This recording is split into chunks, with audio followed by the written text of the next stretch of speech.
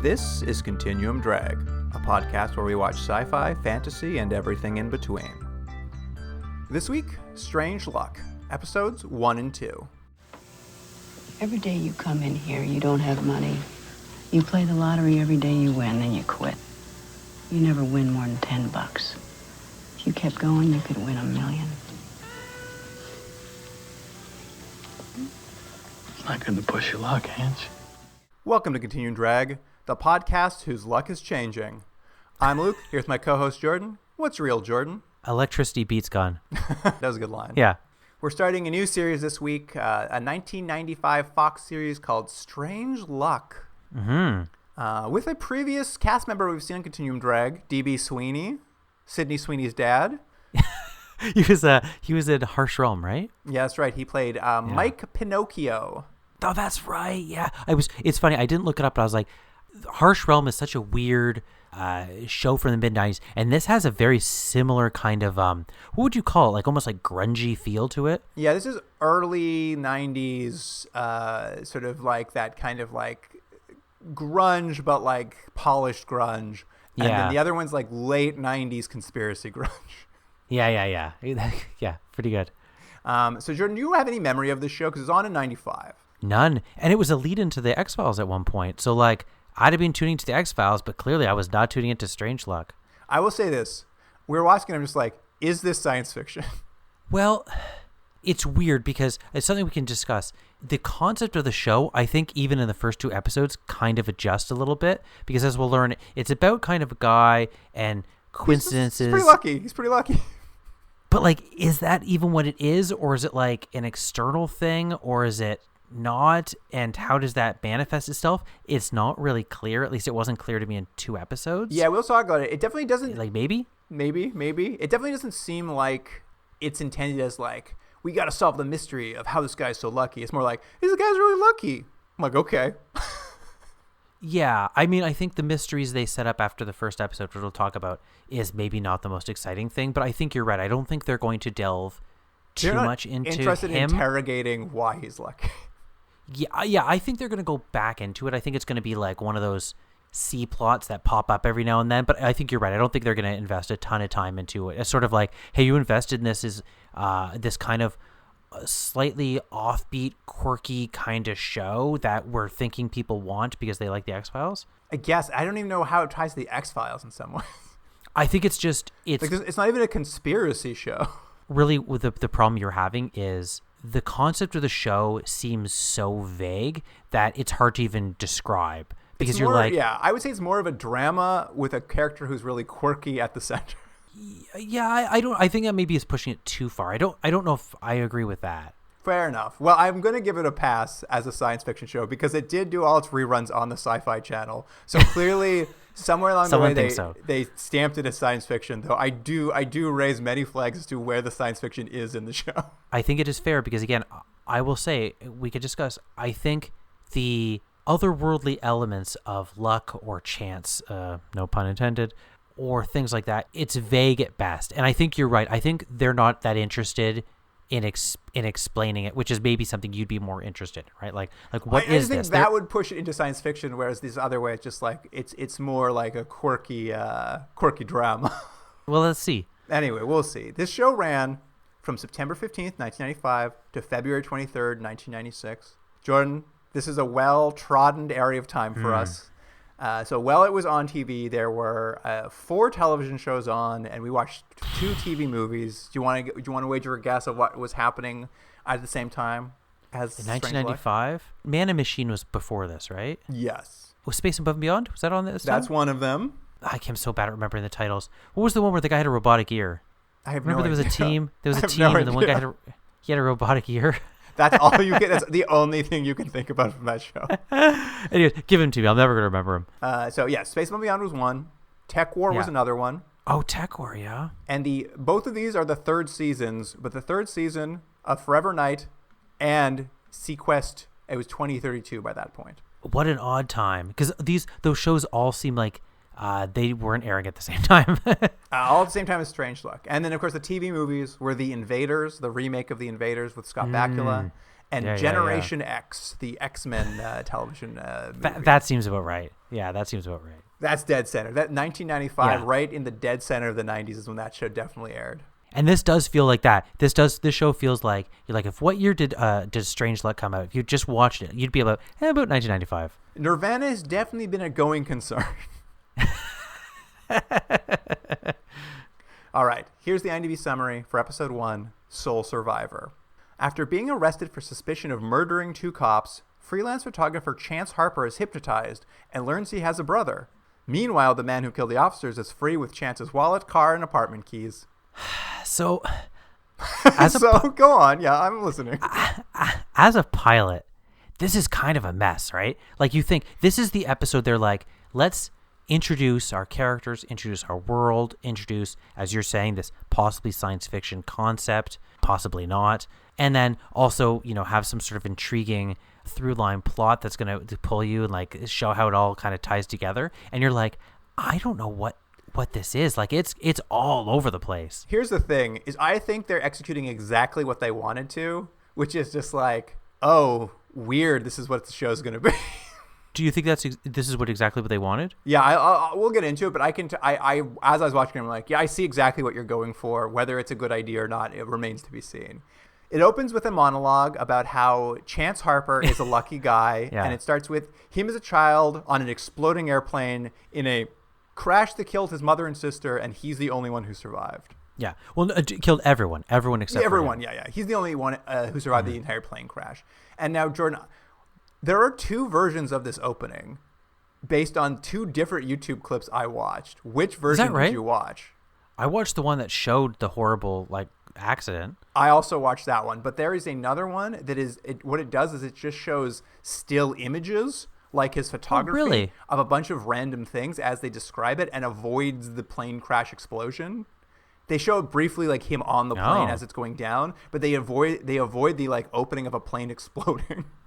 I wonder if that was like a rerun thing. People were like, this doesn't play well. I think so. It was just very funny. I'm like, whoa, weird that these 2. I was trying to find one with a better quality, and I ended up watching the start of 2 of them. I'm like, why are these different? Should we also say that like Chance Harper? That's a bad name. I mean, it's about how he's lucky, so his name is Chance Harper. I know. It's so bad. I was like, guys, we've said this before. It's like First Pass. You're like, okay, we'll call him just Chance, and like later on we'll come up with something better. It really fits the tone of the show for sure. Yeah. But he's a freelance photographer who he makes money off the wacky, lucky situations he gets to. So he's just like, I'm going to become a photographer and just take photos of wherever wacky events happen to me, and then I can sell them. Well, there's a scene later on where he gets interrogated by some cops, and they say, "What do you do for a living?" And they go, "What are you, a photographer?" And he doesn't say like, "Yeah, I'm a photographer." He's like, "Yeah, I'm a guy who takes photos when no one else wants the job." And I was like, "So you're a photographer?" I was like, why would you say it that way? It's like, and also like, is that a thing? Is that there's like a hotline where like a photographer like we can't find a photographer. No, it's like, call Chance. He'll do anything. It's like, what? And how's that a career? And also, it doesn't seem like that's what he does either. Like, he's just like, he's No. good at being a photographer because he just stumbles into shit. It's weird because it's not like a sort of Peter Parker thing where you're like, he's a successful photographer because he's the only one who gets pictures of Spider-Man. Obviously, because he is Spider-Man. But it's like, Wait, he's what? supposed to be. He's sorry, ruined it. He's supposed to be utilizing his abilities at chance or probability or whatever it is. But it's like, but he's not really. No, he's not like, really. He's He just he's is sort of always like, walking around with a camera. I'm really lucky I carry a camera around because I seem to always get myself into a situation. You're like, but you always do the right thing? He's like, no. You're like, oh, you always are really lucky in those situations? He's like, no. I'm like, so what is the ability you have? He's like, I could do scratch tickets. Well, he does say is like, I'm really lucky. Sometimes it's good luck, sometimes it's bad luck. So it's just like it's also like it's not like he's really lucky in a good way all the time. It's sometimes he's bad lucky, which is also like, what? Well, see, he said that, but I was like, but everyone is. That's That's like not a being thing. a person. That's just being a human being. Like, sometimes we're really lucky in good, and sometimes we're really lucky in bad. It's like, come on now. Anyway, to kick us off, he gets a call from series regular, a reporter and ex-girlfriend named Audrey Weston. She needs him to get down to the police precinct because a right-wing congressman has been arrested for sexually assaulting underage girls. It's crazy they got Matt Gaetz for this cameo. Pretty good. No, pretty good, right? You like that? I like that too. Yeah. Yeah. Anyway, she wants him to rush down to the precinct to grab a photo for her article, basically. But she warns him, Jordan, Chance, don't get distracted. This is the engine of the series, Jordan, is that like every time he gets a thing to do, the second he steps out of his house, he's going to get distracted like he's a golden retriever and wander off in a different direction. And eventually it'll loop back through a random series of events happening. But this is the show. It's just like he's going to get distracted by all kinds of like weird, wacky subplots. Yeah, well, you know what kind of like crazy guy he is, right? Oh, he's so wacky. He can't stop getting distracted. When I started watching this, I was like, Luke is going to hate this so much. Oh, I do. Yeah, I know. I knew you did. Anyway, his first stop is the Blueprint Diner, where we meet another series regular, a waitress named Angie, played by Frances Fisher. Mm-hmm. Yeah, which is a pretty good get, actually. I think so, too. Like, she's a pretty high-end actress. I was surprised to see her as a waitress on the show. Yeah, as a waitress. Unfortunately, he orders 2 cups of coffee and doesn't have the $2.10, I guess, in 1995 it costs to get coffee. Seems low. So he's like, I got $1. Let me buy a scratcher. And he wins $5 because he's lucky. And then she's like, you do this every single day. And I was like, so why didn't she just bring the scratch ticket to him? Yeah, why did she have to they had to do the whole thing? She's like he had to do the whole thing again. So every day he's like, guess what? Don't have money again. She's like, okay. And they introduce something here, which ultimately is a throwaway line. It's not meant to be an idea or an exploration of his powers. But she's just like, why don't you just keep playing until you get rich? And he's just like, you don't want to push your luck. And I was like, oh, is that an idea that we're going to get into? Is like, if he pushes the luck too hard, there's a consequence. No, that was a throwaway line. It has nothing to do with the series. It's the same thing like nowadays where like they have to throw a line where like, oh, there's no signal for my cell phone. You're like, took care of that. They're just like, they know the viewers are going to be like, well, if he's just so lucky. Just scratch another one, man. Just scratch one all day. Although apparently sometimes he has good luck and sometimes he has bad luck. Unlike most people. It was funny. I was like, you know what? That could power a series of just like, if he uses it too much, there's a consequence. But they're just like, you're not interested. That's not the show they want to do. Yeah. Well, because it would have to be some sort of like, he would have to set up some sort of thing where he's like, Fortuna. He's creating situations that invite fortune to work in his favor. But that's, again, you're right. That's not the show they're doing here. Yeah. But don't worry, Jordan. He immediately gets distracted. That's right. In a rather creepy way. Yeah, he sees a woman crying in the diner, and he just won't stop eyeballing her up. And then he follows her as she leaves, creeps on her all the way down the street, follows her up to the rooftop of a building where she's going to commit suicide. And I will give this, D.B. Sweeney is very charming. When he goes out there and talks to her, it's a bit flirty in a way that I was just like, this, in the hands of another actor, this would not work. But because he's charming enough, him sort of charming this woman off the edge is less creepy than I thought it would be. Yeah, basically what it is, he's sort of like, oh, I've got to do this. I'm going to try to get her from off the ledge and talk her out of it. But then it's a bit flirty, it's a bit charming. It doesn't work. It doesn't work, but I would just say, I just wanted to take this moment to like compliment D.B. Sweeney. It's I do think he carries the weight of a character that could be very bad. Right. But you're right. She has to have a photo taken of herself. When he goes to do it, she attempts to jump off the building. He grabs her, and we get a classic shot of her hanging off the side of the building. He's holding onto her arm. Honestly, this was a nice touch. I hadn't entirely expected it, but I should have given the premise of it.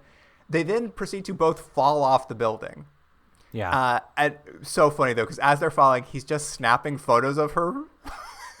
Yeah, and they ask him later, the police are like, you guys, you just kept taking photos? He's like, yeah, I figured, why not? I was like, what? And then as they fall, before he got to the top of the building, we saw him make a phone call to the fire department, basically. And so when they reach the ground, the fire department has already arrived. They set up a crash bag for them, so they're both fine. I will say I'm a little disappointed in this. It's more like the fact that he called the fire department. It's not lucky that they're there. Like, he called them. He kind of set up those circumstances. Like, I would have rather they fell off, and I was like, uh-oh, and then, like, some coincidence happened that saved them. That would I think would have fit the series better. I think you're right. I think what would be interesting for the show is, especially for the pilot. Yeah, he does things that seem reckless or seem dangerous or seem ill-advised because he knows somehow he always ends out on top. That's a good, like, he'll be fine. Yeah, look, he's just like, so it's gone to the point where it's Bill Murray in Groundhog Day, right? He's like, I keep killing myself. It doesn't matter. I'm always going to wake up. You know, it should be that thing where he's like, yeah, I'm going to fall off the building because I'm probably going to be okay. And that's an interesting way to start a show where you're like, this guy is so confident in his quote unquote luck that he'll jump off a building. Doesn't matter. Well, it would make sense because like the only way he knows how to save this woman is to make sure he's holding her as they fall because he knows he'll be fine. Yeah. Yeah. Anyway, it's fine. Like it's a minor thing, but I think that would have been a better jump off on this pilot to establish his things. Having him call the authorities makes it a little less of a coincidence. Anyway, while he's down there, the cops are there, and he's just like, hey, are you guys driving back to the precinct? I could use a ride. And they're like, no problem. Hope nothing distracts us on the way to the precinct. That's right. And they pull up on a car accident. I think it's a car overturned, I think is what it is, right? The car is crashed straight into the ground, nose down, ass up, as if it drove off a bridge in a way that it's impossible. It could never have happened. But something weird is going on because inside the crash car is a man with a gun with literally no clear motives. He is just a crazy person. Yeah. So what we're led to believe is he's like a highway robber or something. He's just like set this up so that someone will come by so he can ambush them for reasons. He couldn't have just set it up. He seems to be falling out of the car. He set it up. He's just, I don't know. He falls out of the car. He shoots the two cops. They're not killed, by the way. They're not killed. Yeah. They are shot. I guess they have a vest on. They're fine. Chase like tries to distract him. The car explodes. The crazy guy runs away. And the cops show up and they're like, you're under arrest for shooting these cops. And Chase is just like, wait a minute, I didn't do it. And the cops are there. The cops are alive and regaining consciousness. Wouldn't they just explain the situation? I think they've implied that they're injured and I don't know, they can't say anything. But you're right, it is a bit of a plot hole. But the whole point is really because they want to get him to the precinct so we can give this backstory to him that this is not the first time he's had to run in with the law because of, again, these vague powers of chance that he has. Yeah, the police run his name through the database. He's been arrested 23 times before, things for murder, arson, kidnapping. But every time he's been cleared and he's been given commendations for all of them, implying that this happens to him all the time. Also, Jordan, isn't it lucky when they drag him back to the precinct to book him, the pedo congressman is there and he snaps a photo of him? What are the chances? Yeah. Anyway, they're going to send him to the station shrink to get an evaluation. And you're right, this is where he gets some backstory. Essentially, they talk to him. He's just like, I don't know. I've just been lucky since I was in the plane crash that killed my mother and sister, but I don't know much about it. I just know that I was adopted by a firefighter afterward. And so they're like, all right, let's hypnotize you and get into what happened. So we get a hypnotism scene. Oh, and I just wanted to say the two cops are these two character actors that just scream to me like 90s TV shows because they were just always in 90s TV shows. And I looked up who they were because I couldn't remember their names. It's for anyone who's interested in that sort of thing like I am. Is Art LaFleur and Christopher Darga. And as soon as you see these guys, you'll be like, oh yeah, they're from whatever. They're from this TV show. But yeah, it's backstory time, as you mentioned, Jordan. They bring him up to this psychiatrist. She's like asking about him. He's like, I don't know much about it other than the crash. I don't remember much. My mom and sister died. I was adopted by a firefighter who like found the plane crash afterward. So she's like, well, let's hypnotize you and just learn about your backstory. They hypnotize him. He remembers his name is Alex. Yeah. But like, how old is he on that plane crash? How old would you say he is? I'm going to guess he's about 7, 8. I thought he was younger. I thought maybe 4 or 5. But either way, I'm like, do you think you don't remember your own name ever? Well, I have a feeling it's going to come up in some weird way, but also later on, and I don't think it's this episode, I think it's the next episode, he's got to go get his license and stuff, right? Yeah. But well, shouldn't that come up in his records? Well, that's the other thing. Is there no records of, like, they know his mother and sister died in the plane crash. Like, didn't they sign on to the flight? Like, there seems to be no indication that like he's a John Doe or anything. I don't understand why they don't know his name. Science fiction. It's just a science fiction show. It's like you adopt a puppy and you're like, I don't like the name Alex. Your name is now Chance. Like it's like they treated the child like that. Like the fireman just treated him like a dog or something. I was like, what? Yeah. What I like in the scene though is she's like, hey, I'm gonna need to hypnotize you, and he's like, Yeah, let's do it. It's just like that's her only thing. She's like, I just hypnotize people immediately, and he's into it. Yeah, I know. A question before we go on with hypnotism. She's going to be a series regular, right? I think so. Yeah, her name's Dr. Ann Richter. Yeah. I mean, we don't see her next episode, but I got the sense that, like, I guess she's also a series regular? Yeah, I think they're going to have, like, almost like a team of people. Like, I think there'll be 3-4 characters. I think he just needs to interact with people more than just what's-her-face, the reporter. Yeah, Audrey Weston, yeah. Anyway, they go further back in his memories. He remembers he has a brother who wasn't on the flight and didn't die. Although I will say they keep coming back to this. Just like, I wonder if my brother was on that flight. I'm like, you would know. You already know that. And they like go back so many times. It takes them so long to be like, I guess my brother wasn't on that flight. I'm like, you know this information. What they should have done is had some sort of thing like the whole thing is a repressed memory. Like he actually doesn't remember. He knows this thing happened, but he doesn't remember the details of his family. He doesn't remember whatever because he's been through shock or something. But that's not what they say in the show. He's just like, because not only that, he's constantly mentioning it. Like every time someone talks to me, he's like, I was that guy that plane accident. Do you remember me? Yeah, the way this is doled out doesn't really work. Like they spend the whole episode of him confirming he has a brother, which in this scene he confirms pretty confidently. Yeah. I also have a question. Mother died. Sister died. Maybe has a brother. He has no questions about whether there's a dad. It is weird. At no point is he like, oh yeah, I guess I would have had a father at some point. I'm assuming it's all going to play out in future episodes. I guess so. But this is, so yeah, we get a whole bunch of backstory through this. Then after the hypnotism, a random fire breaks out, which is lucky because it gives him a chance to escape when his journalist friend pulls up outside the police station. Don't you think they're sort of playing, I'm going to say powers for lack of a better word, but like, because he's like, I smell smoke. And she's like, I don't smell it. And she's like, I would have heard an alarm. And then like a minute later, the alarm goes off. And I was like, so is that one of his abilities? Because he was always right? Like it was one of these, you know what I mean? Like there's this vague, what is his ability? Yeah, because I don't think it's an ability. I agree though. Like they set it up that way, but it's not like, oh, he's always, he's not precognizant of things. He says that somebody's like, I don't know what's coming. Yeah. I just took it to be like his nose is slightly more attuned to smoke because he gets in a lot of fires. Yeah, it doesn't make sense. It doesn't make sense. Like you said, I think they have an idea, but I think the problem is it's a murky idea and it's not thought out all the way of exactly what they mean when they say he's lucky. And so it becomes like, it's stuff like, well, one thing it's like he knows that he's going to fall off the building, he'll be fine. In another sense, he knows a fire's coming because of reasons. What's the thing? He says he doesn't know it was coming. He just says he smelled the smoke. So I don't know. Like I don't know what they're doing for sure. Also, so he goes outside evacuating with the doctor. His journalist friend pulls up. They jump in. He leaves. Why is he running away from police custody? I was just like, why would he do this? It just makes the situation worse. I guess he just didn't want to get hypnotized again. They just need to push the episode forward. I was just like, whatever. Anyway, they get back to his apartment. It's been trashed. What we know as an audience is in between these scenes, we've seen that crazy guy went back to the scene of the shooting where the cops were like cordoning it off, and the cops led him into the crime scene to pick up a jacket that was on the ground that was Chance's. So he got Chance's keys, and now he's been hanging out at Chance's house. I don't like.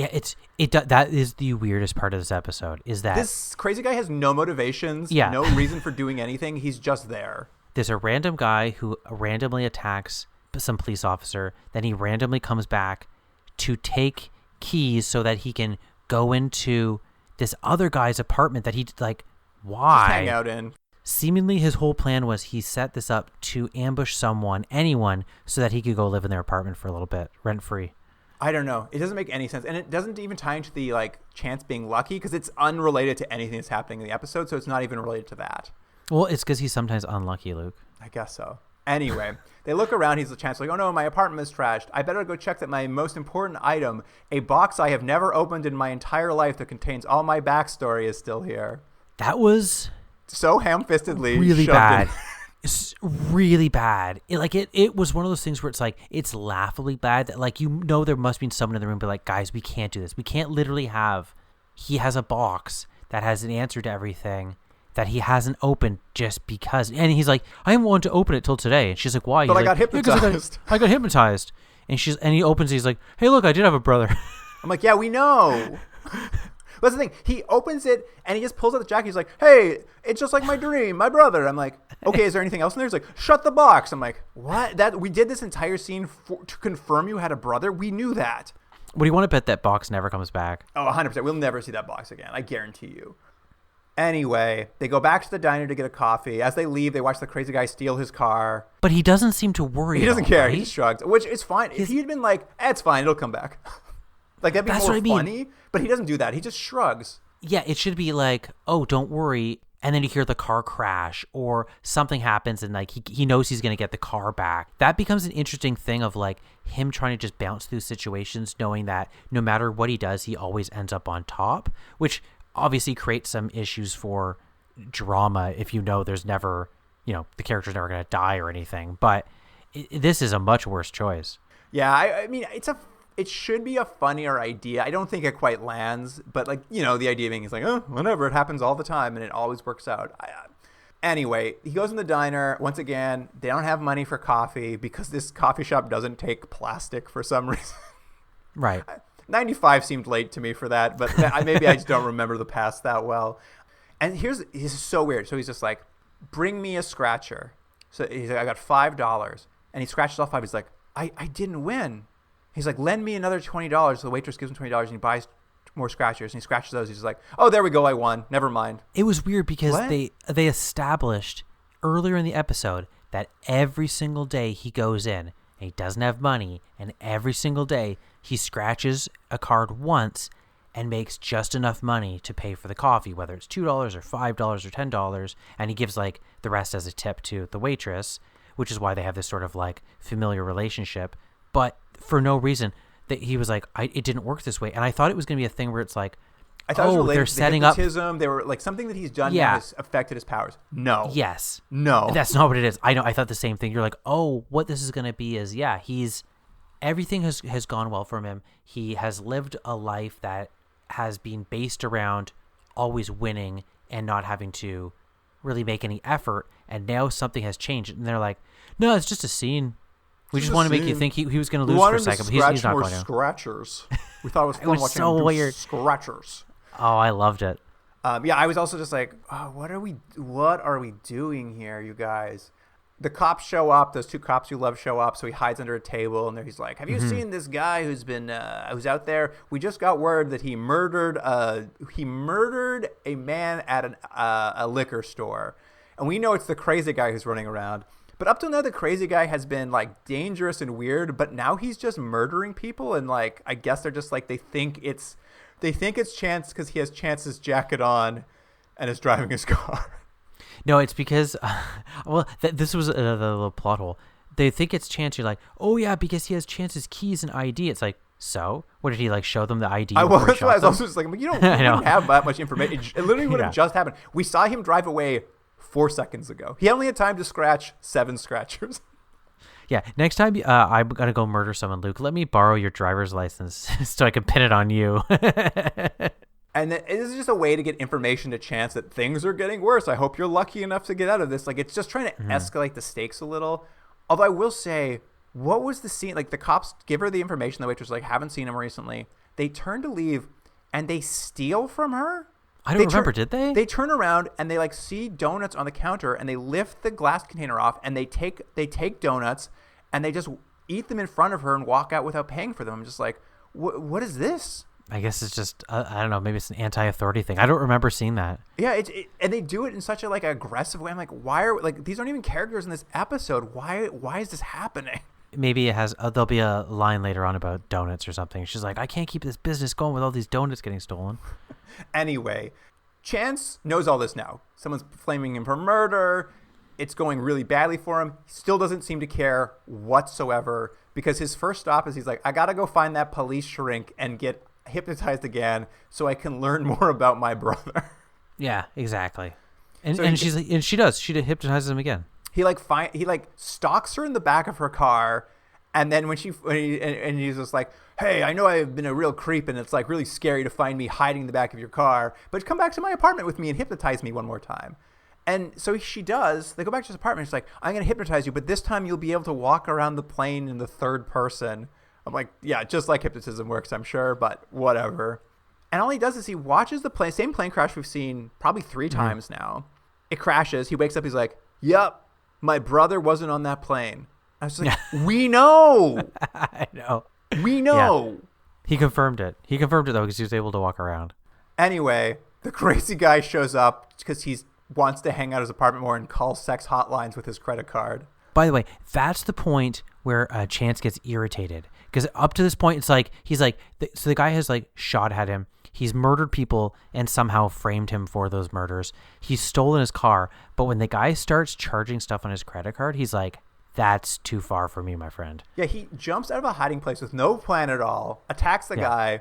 The crazy guy, of course, just starts shooting at him, so they have to run and hide in his apartment dark room because he's a photographer, so it's a dark room. Yeah. And this is where your line comes from, where the crazy guy kicks down the door. And as a crazy guy with no motivation, this line is completely unmotivated. He just says, "Rock beats paper, paper beats scissors, scissors beats rock, but gun beats light bulb." And it's because he's holding a black light, like Chance is standing there holding a black light bulb. Yeah, it's just so he could do the next line. That's all it's for. Because you're right, because the guy would come in, he should have just been like, "What do you think you're going to do with the light bulb?" and shoot him. You know? Yeah, exactly. But Chance throws the light bulb on the ground. It's soaking wet on the ground for some reason. I don't know why.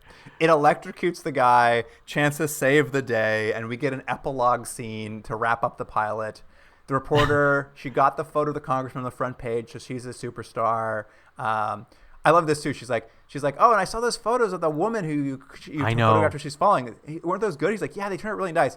Anyway, she killed herself." I'm like, "Excuse me?" It's like, "Yeah, after you left, Chance, she killed herself." I'm like, I know. "What?" It's so terrible. And why? Like, they didn't have to mention it at all. You never had to mention that woman again, but they chose not only to mention her, and it wasn't like, "Hey, those great photos. You know, I heard she's doing better. She's seeking help. She's getting a therapy she needs," or whatever. They're like, "Yeah, remember that woman? She's tragically dead. Anyways, glad you found out about your brother." They also are like, at some point, they're like, "Oh, that crazy guy left a bag in your apartment. Hey, it's full of $1 million. And Chance shrugs. He's like, "Not again. Yeah, Ain't I'm just I lucky. a stinker?" He's like, "I'm just lucky, except when I'm not." But most importantly of the pilot in this epilogue, it's basically like Chance now has a mission. He has a drive for the series. He needs to find his missing brother. JK, not next episode, though. Yeah. It's going to be something that you're really invested in. And it's another thing that I thought was weird for the pilot, because we've gone through the pilot and we've set this all up. But don't you think it's weird to have a protagonist who doesn't drive the action at all? They don't have to, like, you don't have to, but there's this like weird floating feeling of the show, because he's just like, "Hey, we'll see what happens in life and we'll see what happens in the show, but why am I following this character?" Like, it gives this sense of like I think you said it previously, there's like a lack of urgency through the whole show, and I think that's part of it. See, and I think establishing this brother was an attempt to give him a motivation, a drive, something to like kind of at least episode to episode, he's going to float from crazy scenario to crazy scenario, but ultimately what his goal is now is to find this missing brother. Better or worse, that is a goal. That, like, at the end of a pilot, you're giving this person a drive. They abandon that drive immediately, instead to focus on he gets distracted a lot. Yeah. I will say, though, here's my question for you.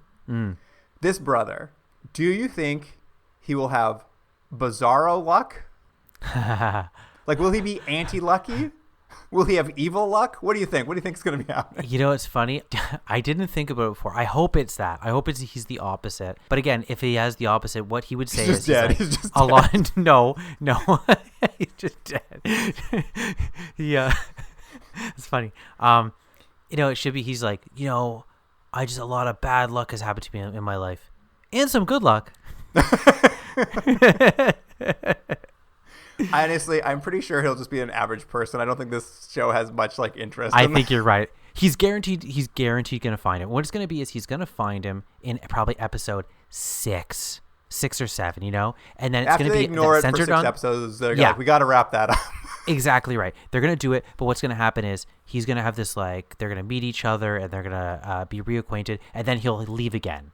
And he'll come back 100%. two more episodes, and then he'll leave again, come back 3 more episodes, and he'll be in probably 4 or 5 episodes, like peppered through it. So, but I don't think you're going to get too much information because it's not that interesting. Well, let's move on to the next episode, so we can see how little the brother matters in this episode. Yeah. Here's the IMDb summary for episode 2, Overexposure. Second pun in a row, by the way, and I hope all the titles are puns. This is slightly truncated because it's a bit too long. I had photos, okay? Headline grabbing, indictment producing, put people out of work and make the world a better place to live photos. But they're gone. They're on a roll of film, in a camera, in a car that was stolen, and there's nothing I can do about it. Sure there is. Go out and get some more. Do you think those guys are dumb enough to dump their junk in the same place after this morning? Just find them. I don't have a car. Rent one. I can't.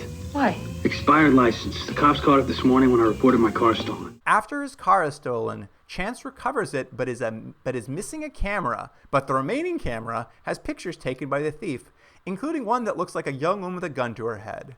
And that was courtesy of Justin Bogan. Thanks, Justin. We'll go back to the picture of the lady with the gun and stuff because I was like, but we'll have to discuss again. I think they've abandoned their idea of what the chance is in this episode. We'll talk about it. Let's see what you think. This episode is stretched to the limit of trying to figure out how to make this plot work. Stretched to the very limit, I think. It opens with Chance. He's taking photos of some guys illegally dumping toxic waste. And they have to show him he's taking photos on one camera. Then he puts that camera down because it's out of film, and he picks up a second camera that he's getting ready to shoot with. But wouldn't you know it, what luck, a cat spots a mouse. Well, the weird thing is, it starts with like, he's trying to take a photo and a cat's rubbing up against him. And he's like, shoot, like, get her away. And I was like, but it's a cat. It's not doing anything. It's a cat rubbing up against your leg. You're taking a photo. Like, who cares? It's not doing anything. He has to make it a thing, and then the cat chases a mouse and like alerts the people with the noise. It's like, so he has to run away with the cameras. Yeah. And here's the thing: he's driving away. He got away. Yeah. But of course, Lucky. He gets sidetracked immediately because he sees a femme fatale woman having car trouble. Mm-hmm. That's right. Of course, it's a honey trap. Her tattooed boyfriend thug gets out, knocks him unconscious, and they steal his incredibly shitty car. You would never steal that car. Yeah, but it has something valuable in it, Luke. It's got his 2 cameras. That's right. And it's important that there are 2 cameras, and only one of them has the photos he needs on them, so they can keep this plot going somehow. And let me just say, this was some bad luck for him. Oh, man. We do get an opening title sequence in the second episode, finally. Mm-hmm. It is so unevocative, I can't recall it. It's just very of its time, where it's like a lot of images, and they're like, are they esoteric? Are they murky? What is this? And it's like white on black, and then it's like pictures, like you get their faces and stuff. But it's like, it amounts to not much of anything. Yes. But plot's kicking off after this. They're at the diner. The reporter needs those photos of toxic waste dumping for her story. But Chance can't get her new photos because his driver's license is expired. Yeah. He can't get her new photos, Jordan, because his driver's license is expired. Connect those dots for me. I can't remember. He does have a line. It's not good, but he has a line of why, like, he can't do it. He's like, I can't do this because I need this, and to get this, I need my driver's license. I need this, and blah, blah, blah. And he's got a reason. It's not good. I'm not making excuses for it, but he does give some sort of reason. But I think it's all for not a very... It's so tenuous. He's just like, my car was stolen. And she's like, but it's also... For what? Can I borrow your car? And she's like, I guess so. I don't really want to, but I guess. He's like, but my driver's license expired. I'm like, so? And he's just like, in order to get my driver's license back, I can't just go to the DMV and renew it. I have to do a new driver's test. I'm like, excuse me? It's done because so you could have these seemingly comedic scenes, but even that, it's like they don't really go for it because, again, it's like, shouldn't it be that every time he sort of interacts with someone, they are essentially shocked or kind of blown away by his nonchalance at how lucky he is.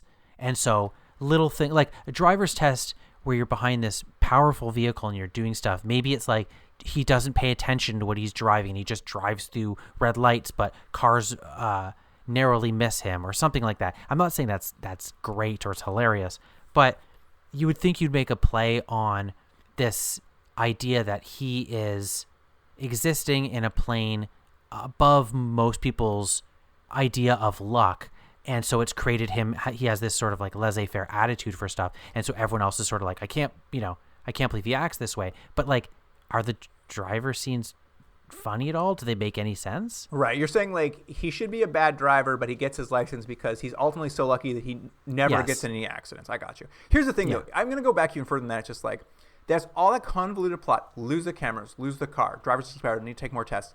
It is just so the show can be like, wouldn't it be funny if throughout the episode he was taking driver's tests? There's no reason other than they're just like, it'd be really funny if he was taking a driver's test. Yeah, but it's not funny. But then again, to my point, is you're right. They're thinking it would be funny, but the scenes aren't funny because they don't lean into anything that's funny. So it's just like, isn't it awkward? Because he's like, gotta take a test, and he's like, he's not a kid. Here's the thing he's not 16. about these driver's tests, because he immediately goes to the driver's test after that scene, bafflingly so. He's doing a driver's test in the reporter's car, and the only saving grace here is they've cast a very watchable character actor. His name's K. Todd Freeman as the driver instructor. You've seen him in lots of stuff. He's in tons and tons of shows, even today. He brings so much more comic timing to this role than it deserves. He's like much more watchable than it deserves. So it kind of makes these scenes work, but only by virtue of an actor who can elevate the material. Right. Essentially, in the first driving test, Chance spots his stolen car driving by. How lucky. Except that the driver's instructor won't let him speed after to chase it down. But for some reason, the driver instructor, as I guess they think all driving instructors do, has an intricate knowledge of city streets. So he knows how they can legally make a bunch of right turns and somehow get ahead of the car. And Chance is able to like stop his stolen vehicle. Again, there was a weird joke they were going for, like this guy is so by the book, but because he's done this so long, he knows the city. He's like, hey, well, I know you're gonna have to wait that light for 3 minutes, but if we make a left here and go up Johnson Street, we'll get to Frederick Street and we'll be there ahead of them. But it's like, you have the character who's lucky. So could it have been that like the driver instructor's like, you got to do this? He's like, I don't care, I'm gonna go down this one way, down this thing that's seemingly dangerous, and boom, they find the car or something, and the instructor's like, how did you do that? He's like, I'm always lucky. That's what they call me, Chance, baby. You know? Yeah, this probably was a better way to do it. Anyway, he gets his car to crash, so he stops it. The thug who's driving it, who stole it, runs away so they don't catch him. But Chase is able to get one of his cameras back from the car. But the other camera's missing. Hopefully the photos he needs are on the one camera that are there. I know. So he goes, he develops the role.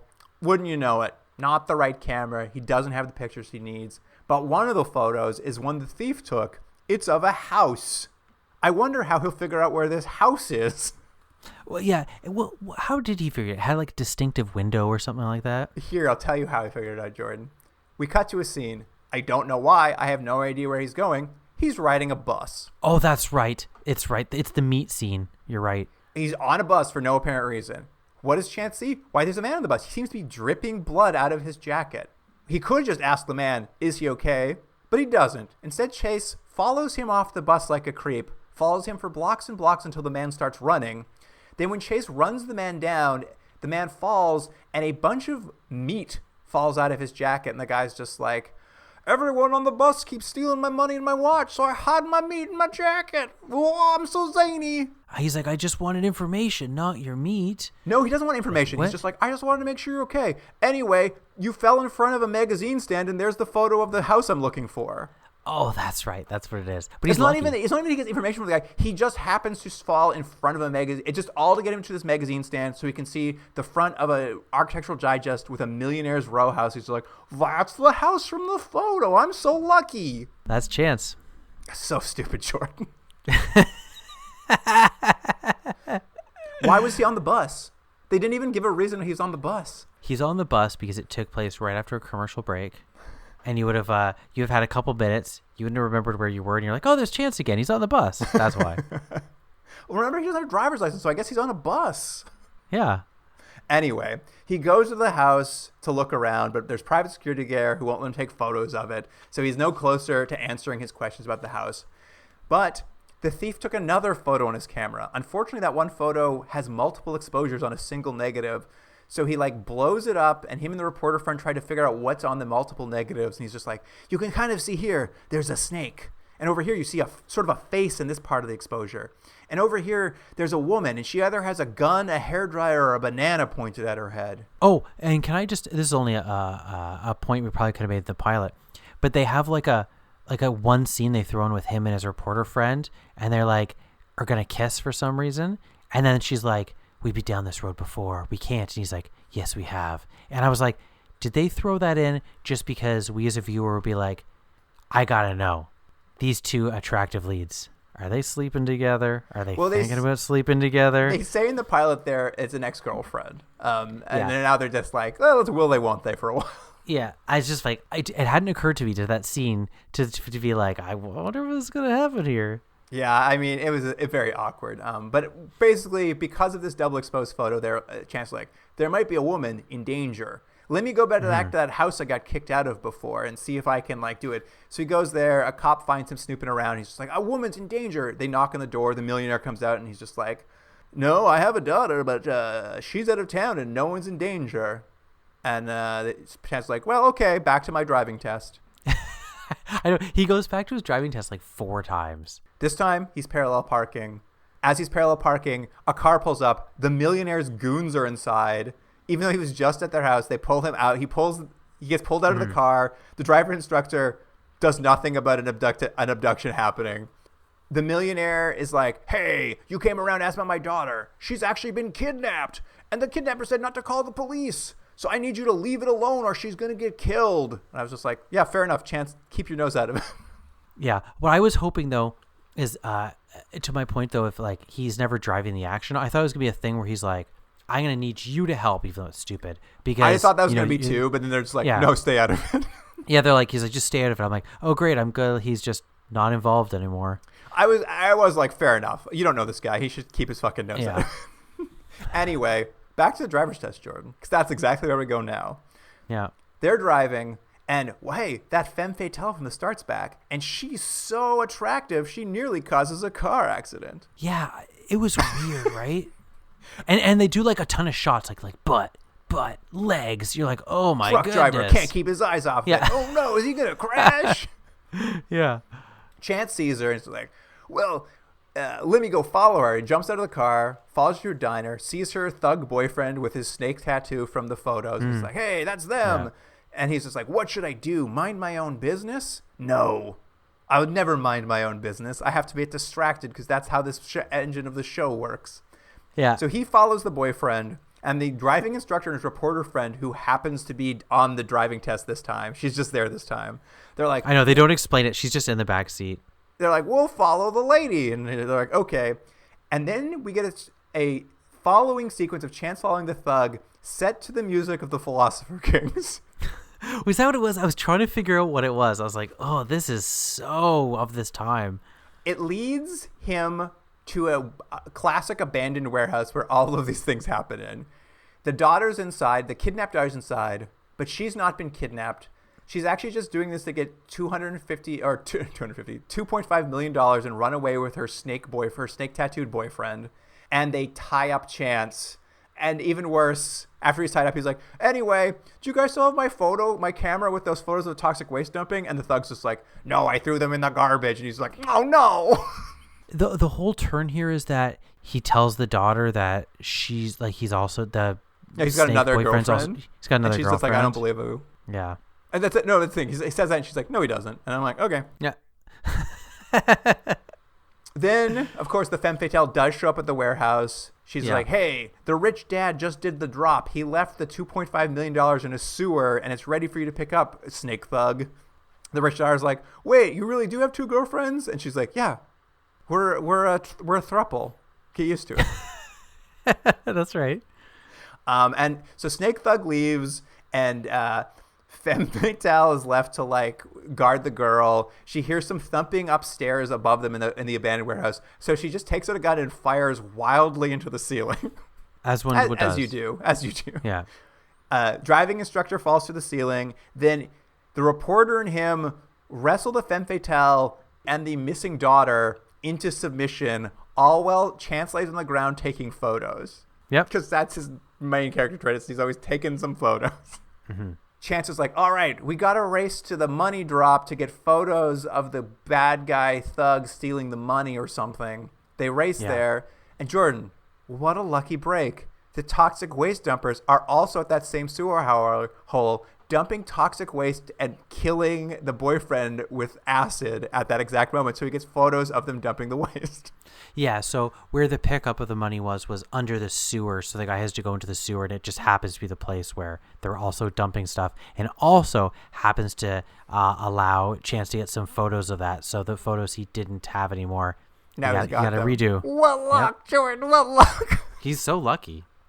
And then we get a denouement where Chance is at the driver's license place to get his photo taken, and they tell him something like, they're like, all right, time for your photo. And he doesn't hear them despite standing in front of it. And he takes a hilarious photo. I didn't get that joke at all. Yeah, they're There's no like, joke. they're like, hey, they're like, lean forward. He goes, huh? So he puts his hand by his ear or whatever, like, show he can't hear them. And that's the photo they took. And then they show his driver's license. And that's the hilariously bad photo. I know. I was like, but what's the joke? Like, that's what it. Is it's just the like, joke, Jordan? What is? I don't know what the joke is. The joke is he has a bad photo, but it's like, but to what effect? It's also like, it's not a thing we know about him that he has bad hearing. So it's also weird where they're just like, can you just lean forward? And he's just like, excuse me, I couldn't hear you. Like it is evocative of nothing of his character. It's so bizarre. Yeah. Do you have any final notes? Because I only have one. Well, I just thought it might be interesting. And I know doing this to a show, it's already written and shown and canceled. Like, he knows that, again, there's some sort of fortuna he gets into situations where he's just so lucky, but he doesn't know how to do it. So he's almost always forcing things to, like, he's like, oh, well, I'm not worried about this, but he gets himself into like bad situations because he thinks he's lucky. And then of course, eventually he will get out because he is so lucky or whatever. But it's like, he doesn't know how it is. I'm like, maybe that'll make for a more interesting show. It just seems like even in this episode, I'm like, is this the same as the first episode? Like, how is he lucky in this? Here's at the all? thing. Because the engine is, he needs to just float from weird scenario to weird scenario until we tie it all up. Like, they're doing the same engine. It just, like, really shows how creaky an engine it is. Maybe it's just because he's such a passive observer, like you sort of mentioned. But, like, would it be better if he was, like, a detective? If he was, like, a cold chat guy and, like, he's, like, a detective who has this almost superpower and I don't know, maybe doesn't use it for some reason or just can't help it. No matter what he does, he always sort of like comes out on top or something. Like, is it better if he's solving cases as opposed to like this unintentionally solving mysteries? I don't know, but like the feeling I have is it's so lightweight, the show, and it just feels like you're like, oh, there's no real substance behind anything. They start this episode and they're like, the driver he needs to get these toxic waste photos. Like, that should be the driver of the episode. So everything he does should be in service of that. But they introduce that and they're just like, no. First, he needs to get his driver's license. And we're going to spend the entire time watching him get his driver's license. Yeah. Like, if it was just him perpetually trying to find ways to get close enough, like, he needs to get a new car. Like, there are some steps he needs to do to try to get these photos again. At least that would drive and it would stumble into other things. Eventually, it would all work out. But that's not the case. Like, they're just like, he needs to get driver's license, or these photos is the kickoff. But they spend the entire time being like, what if we just had him getting a driver's license for most of the episode? It's not great. Not great. Here's my note.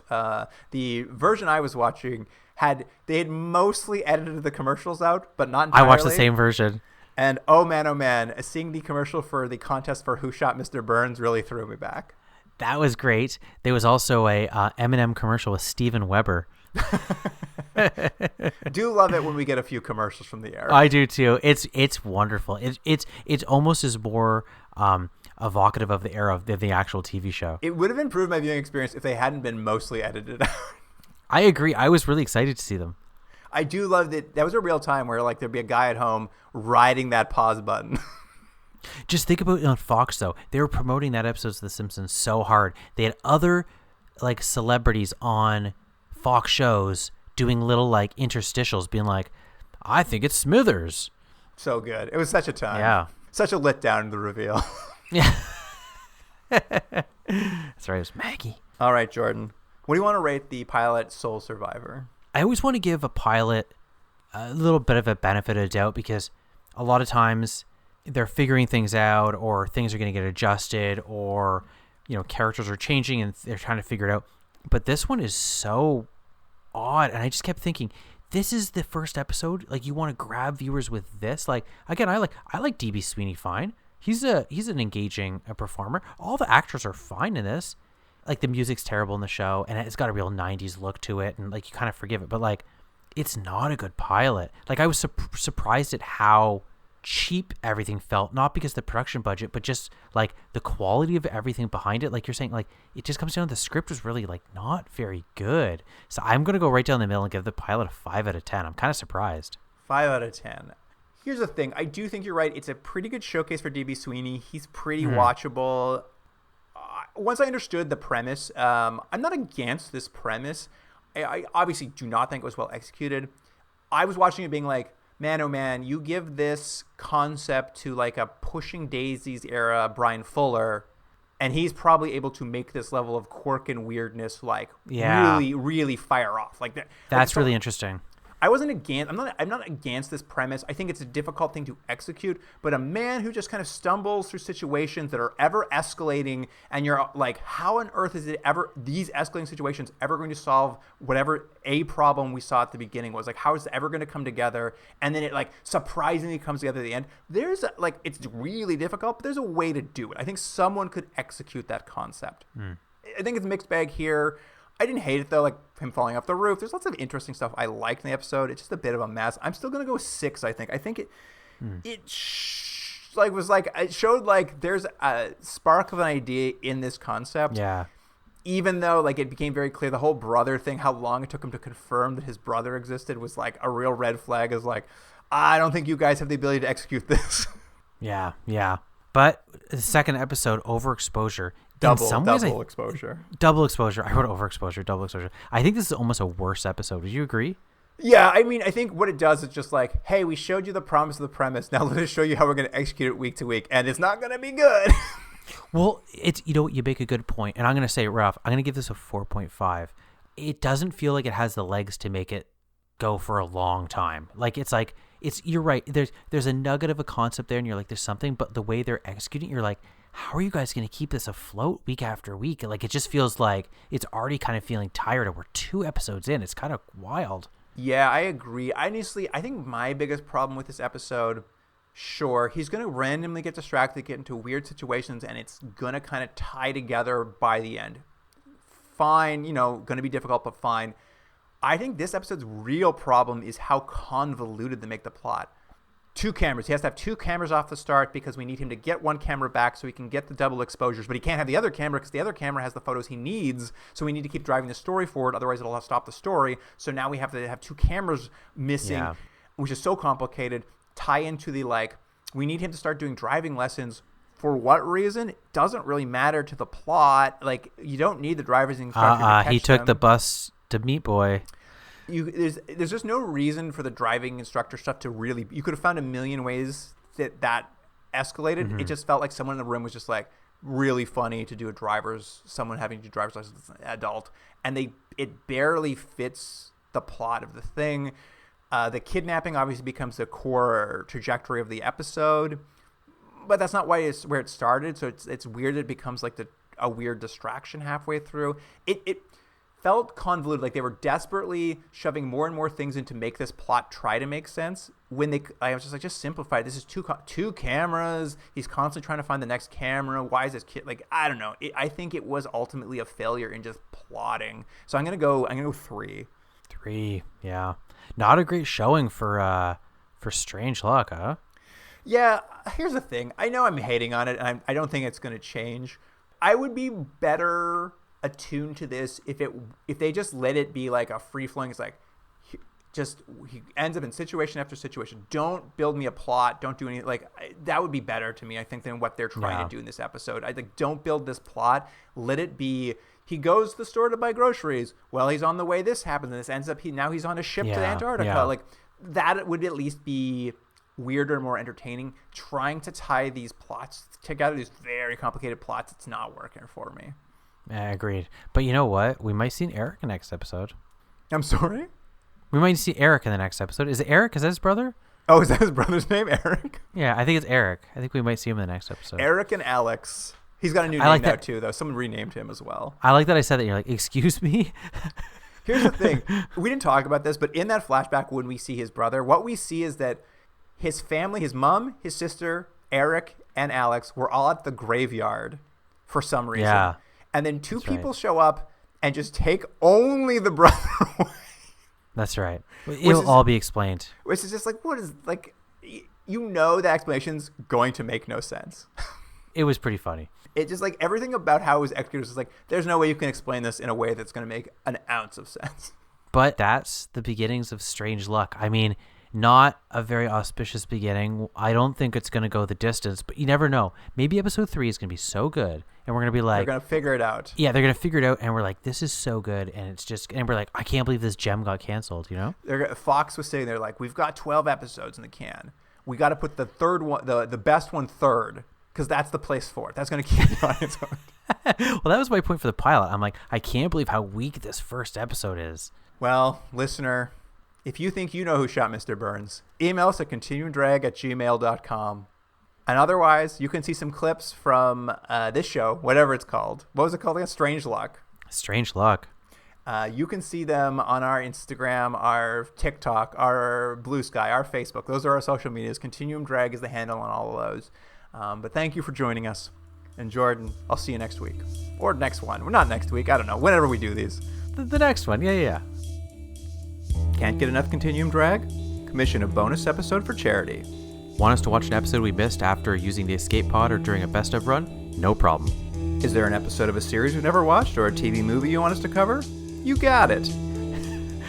Wish we'd comment on your favorite movie, content, or other weird media? Sure, why not? All you have to do is make a donation to one of the charities selected by past guests on our website. We suggest a donation of $50 per television hour of content we're watching, but everyone's means are different, so give what you can. Get all the details about bonus episodes for charity on our website, continuumdrag.podbean.com, or follow the links in our social media profiles. Continuum Drag is recorded in Ontario, Canada, and Seoul, South Korea.